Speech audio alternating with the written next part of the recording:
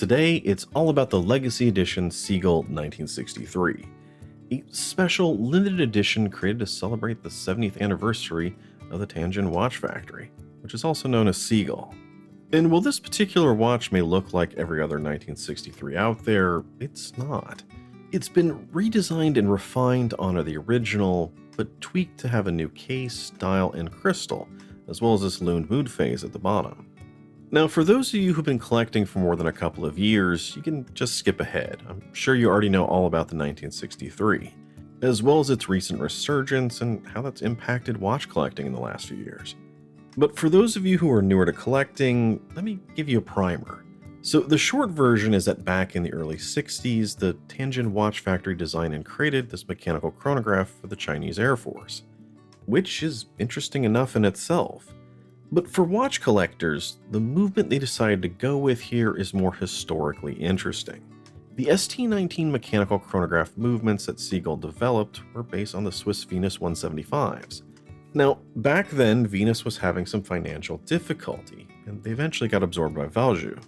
But a deal was made with Tianjin to gain access, and according to some of the stories, they even bought a lot of the old machinery and equipment Venus used to make those movements and had them shipped to China. For the next 60 some odd years, Tianjin/Seagull kept making these for their own market. But a few years ago, like maybe 4, right when collectors started noticing the rise of these new Chinese brands, they also rediscovered the 1963s. And we all know collectors love a watch with history and a story behind it. However, again, the movement was what really caught their attention. Because the idea of getting a fully mechanical chronograph for a pretty affordable price was unheard of. So they started buying them, and it reintroduced the watch as well as the ST19 movements in a big way. Pretty soon, other brands started taking notice, and they started using that movement in their own designs, including some well-known micro brands. In fact, I'd say if it wasn't for the reintroduction of the 1963, Studio Underdog, which has become huge lately, wouldn't exist, because that's the same movement they're using. Now, before we get any further, one quick disclaimer. And you guessed it, that's that this watch was provided by Seagull and they aren't asking for it back, hence the promotional tag. But that said, let's get to it. And the first thing to know here is that, again, while this looks like a classic 1963, which it's supposed to, it is a newer design. One where they wanted to honor the past, but also refine and tweak it to create something more special. And one of the big things they changed was the case. Now, there have been 40mm 1963s in the past, but here they brought the dimensions in a bit, and specifically the lug-to-lug. I think previously on the 40mm cases, the lug-to-lug was like 50, which may have worked okay if you're wearing on the outside of a flight suit. But here, they brought it down to a more reasonable 46, as well as curved the lugs down a bit just to help it sit better on a wider variety of wrists. And I can tell you that after wearing this for a bit on my 7¼ inch wrist, it's pretty comfortable to wear, even in the summer heat. Height or total thickness is still a bit tall at 15mm, but generally it is with mechanical or automatic chronographs. I mean, there's a lot going on in that movement, and they're always a bit thick.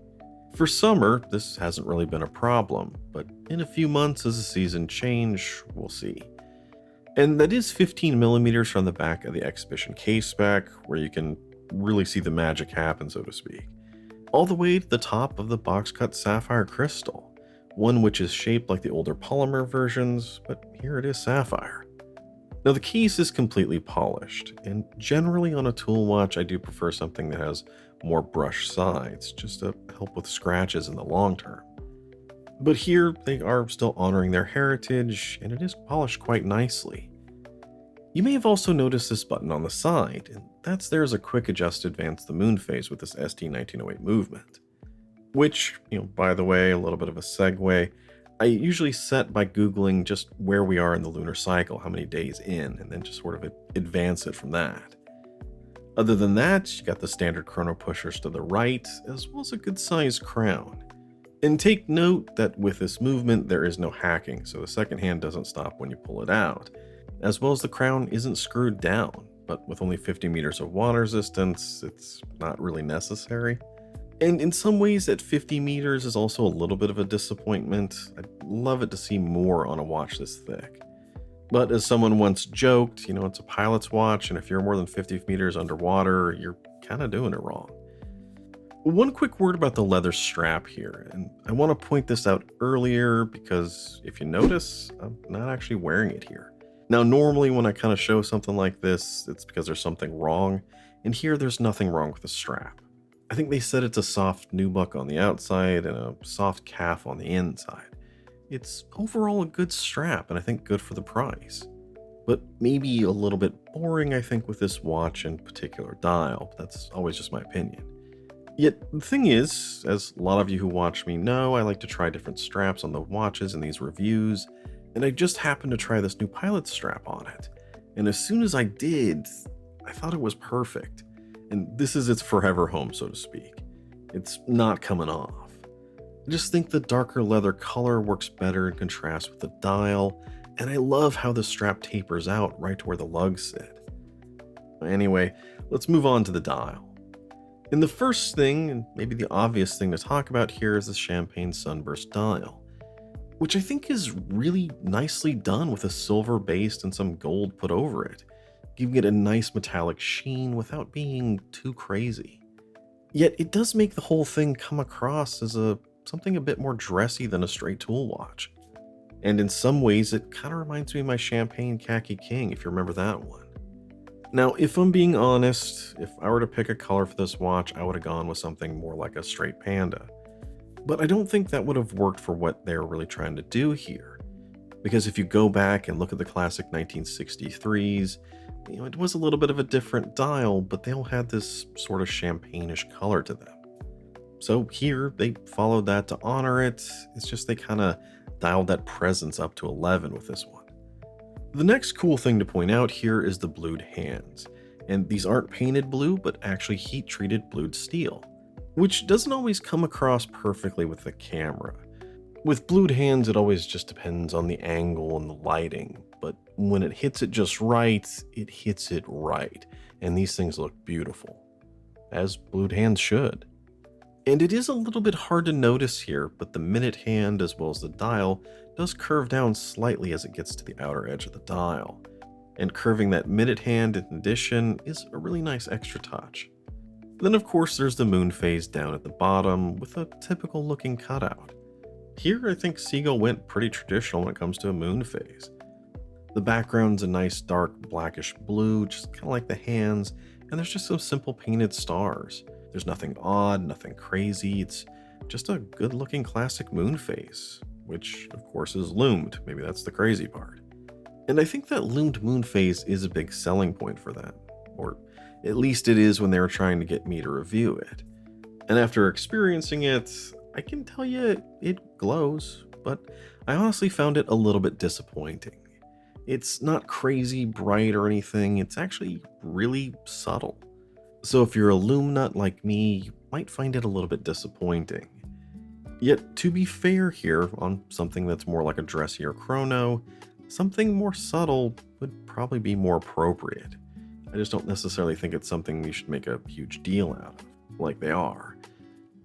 Otherwise, the rest of the dial looks just as good. It's clean and crisp with a lot of subtle changes and refinements.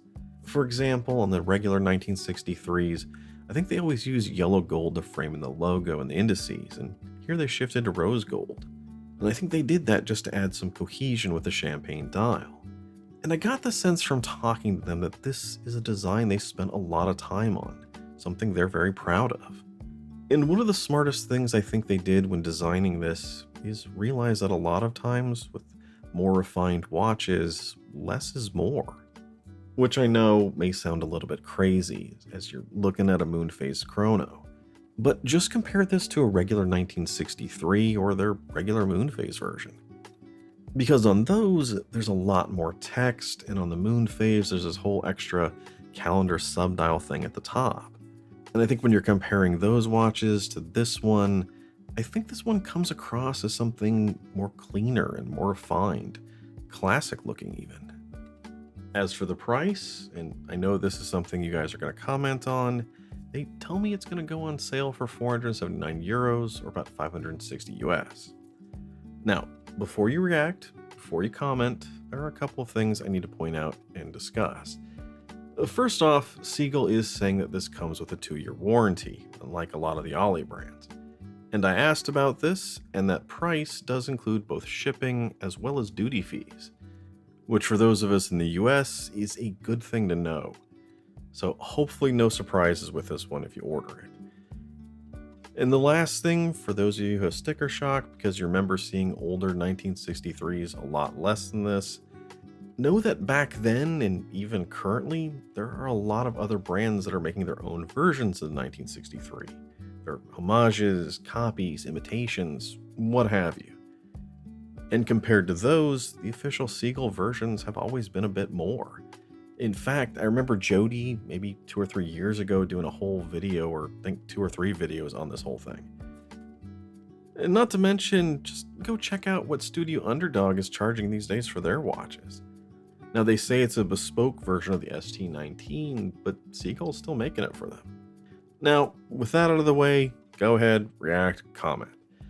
My own personal take on this is that, with everything going on and including the tariff situation, it's pretty reasonable. And especially for a well-made chronograph that's a limited special edition. Bottom line here, I think it's a really well-made, cool chronograph, one with a connection to some real history and heritage. The only other concern I have, or at least kind of my final thoughts on this one, is that it does come across a bit more dressy than the standard 1963s, making it kind of this hybrid dress military watch. And that sort of a hybrid watch is not something everybody wants, as there are a lot of watch collectors out there who prefer their watches in more clear black and white divided categories, and this isn't one of those. However, like my Khaki King, for those that can appreciate that these days you're more likely to run into afternoon traffic coming home from the office than run into an aviation dogfight, and that something like this can be a rather versatile piece. I think for them, it'll serve you well and you'll come to love it. Anyway, that's all I got for you. As usual, let me know your thoughts on this one down below, on the regular 1963s, or on what you think would be a great alternative. And as always, you guys know what to do down below. Like, comment, subscribe, all that stuff. I'm Shane, this is Relative Time, and I'll see you next time.